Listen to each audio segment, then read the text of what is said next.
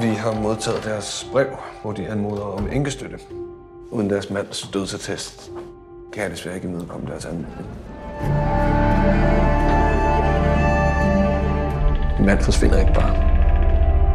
Karoline? Hvem er det?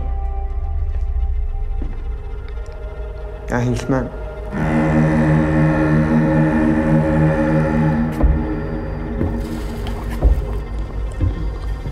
Har du været?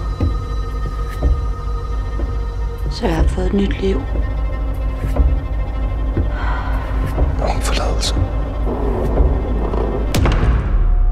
Verden er et frygteligt sted. Men vi bliver nødt til at tro på, at det ikke er sådan. Hvorfor skulle du hjælpe mig?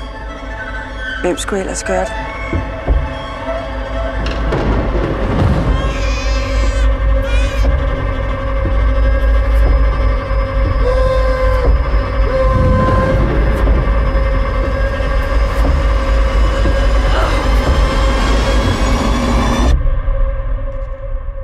Hvad gjorde du med dit barn?